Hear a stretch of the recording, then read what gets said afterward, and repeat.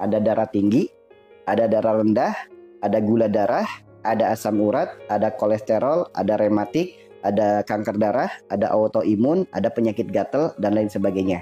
Ini penyakit-penyakit yang berkaitan dengan darah.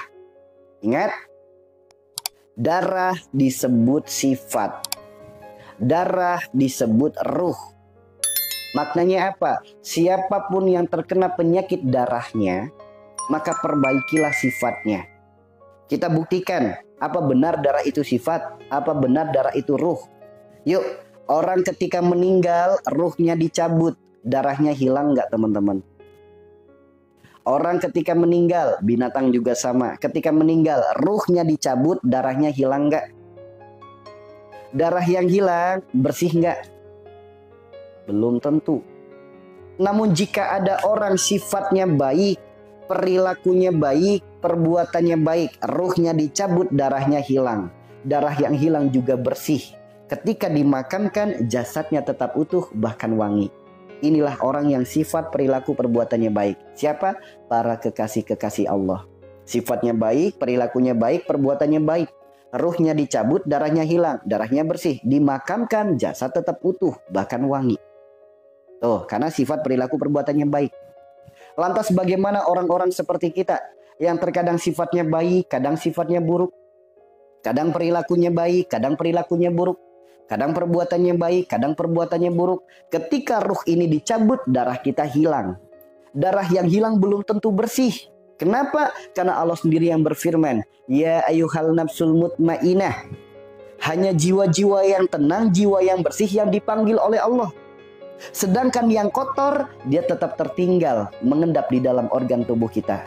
Dari darah-darah kotor inilah, ketika kita dimakamkan, menjadi bibit-bibit belatung yang akan menggerogoti jasad kita. Ini bukti darah adalah ruh, darah adalah sifat. Siapapun Anda, jika Anda terkena penyakit pada darahnya, maka perbaikilah sifat Anda, perbaikilah ruhani Anda. Karena sampai detik ini, dokter tidak pernah menemukan obatnya darah itu nggak ada. Darah tinggi ada nggak obatnya? Nggak ada kan? Sampai detik ini dokter nggak menemukan obat darah tinggi. Dari mana datangnya darah tinggi? Orang yang memiliki sifat tinggi hati. Apa itu tinggi hati? Keakuan yang tinggi. Dari keakuan yang tinggi, dari merasa keakuan yang tinggi, munculnya amarah dan emosi. Apapun yang dilihat jadi marah. Apapun yang didengar jadi marah. Apapun yang dirasakan mengedepankan marah. Apa-apa tuh hobinya marah mulu. Orang marah adalah ketidakmampuan dalam menata hati. Hati disebut kolbu, wujudnya adalah jantung. Orang ketika lagi marah, detak jantungnya kenceng nggak? Sob, orang kalau lagi marah, detak jantungnya kenceng nggak teman-teman? Orang kalau lagi marah, detak jantungnya kenceng nggak teman-teman?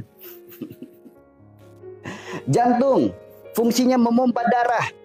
Semakin kencang detaknya, semakin tinggi tekanannya. Semakin kencang detaknya, semakin tinggi pressure-nya. Maka terjadilah penyakit tekanan darah tinggi. Karena apa? Sifat marah-marahnya. Kalau pengen sembuh dari penyakit darah tinggi, bukan apa obatnya. Apakah orang marah bisa sembuh dengan kimia? Apakah orang marah-marah bisa sembuh dengan herbal?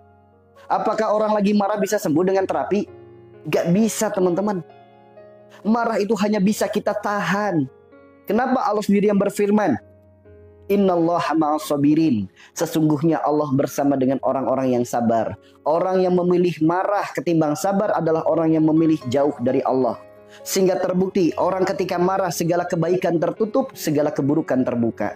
Sob, ibu-ibu, bapak-bapak, kalau lagi marah kepada pasangan, ada nggak kebaikan pasangan yang terlihat? Nggak ada.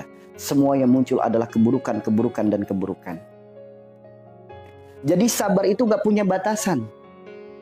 Bagaimana mungkin sabar memiliki batasan, sedangkan yang membersamainya adalah Rabb yang maha tak terbatas.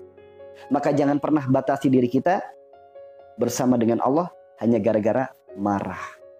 Oke? Maka jangan sampai apapun yang dilihat marah, apa yang didengar marah, dikit-dikit emosi. Kenapa jadi marah-marah? Karena keakuan yang tinggi. Merasa nggak diterima kalau diginiin, merasa nggak terima kalau digituin, merasa nggak terima kalau anak seperti itu, merasa nggak terima. Itu keakuannya tinggi. Sehingga terjadilah penyakit hipertensi. Seperti itu ya. Kuncinya hanya satu, sabar.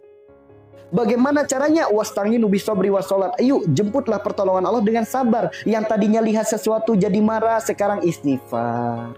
Yang mendengar sesuatu jadinya marah, sekarang istighfar. Yang hobinya dikit-dikit marah, sekarang istighfar. Salat. Tuh teman-teman. Kenapa? Karena salat itu mencegah perbuatan keji dan mungkar. Makanya dengan sabar dan salat. Dari sini paham teman-teman? Sok kedepankan sabar, rajin salat, sembuh darah tingginya. Sembuh darah tingginya.